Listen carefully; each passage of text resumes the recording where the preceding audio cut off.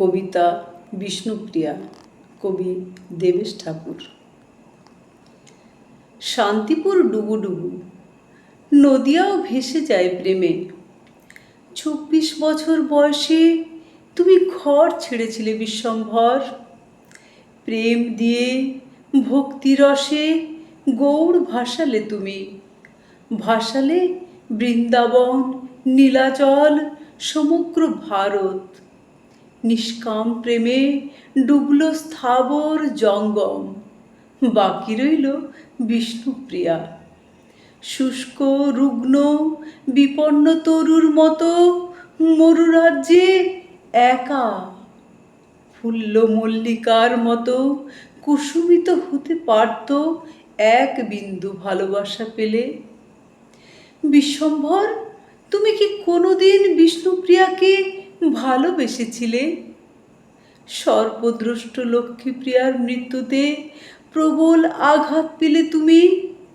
হয়তো অগ্রজ বিশ্বরূপের মতো ঘর ছাড়তে সন্ন্যাসী হতে পারোনি, কারণ তোমার দাপুটে মাতামহ নীলাম্বর চক্রবর্তী দৌহিত্রকে সংসারে ফেরাতে, ঘরে মায়ার বাঁধনে বাঁধতে বিয়ে দিলেন বিষ্ণুপ্রিয়ার সঙ্গে।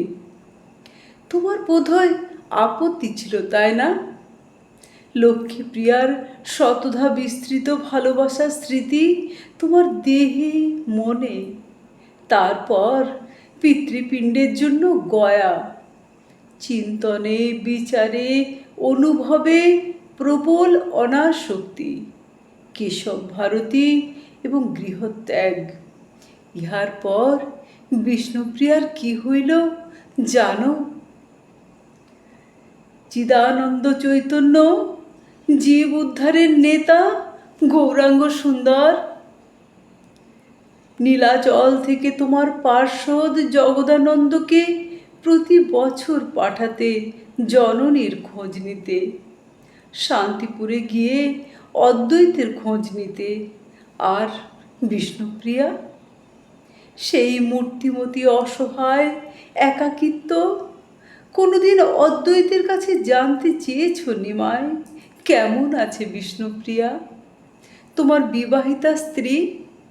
যতদিন শচীদেবী বেঁচে ছিলেন একবার মাত্র আপাদমস্তক আবৃত করে স্নানে যেতেন।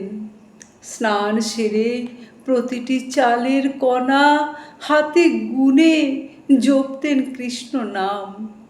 দ্বীপ্রহরে সেটুকু অন্ন দিতেন শাশুড়ির পাতে।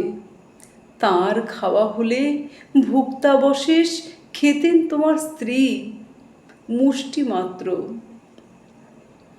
অতিথি নারায়ণ এলে অনাহার উপবাস, কথা নেই, প্রতিবাদ নেই, সময়ের পাথর প্রতিমা। শচীদেবী চলে গেলে আরও একা, সকালের ম্রিয়মান এক শুকতারা। বিবর্ণ রাত্রির শেষে পদ্মপাত্রে জল, থাকা আর না থাকার মধ্যে ত্রস্ত টলমল। ঘর থেকে বেরোন না, শুধুমাত্র মুষ্টি অন্ন।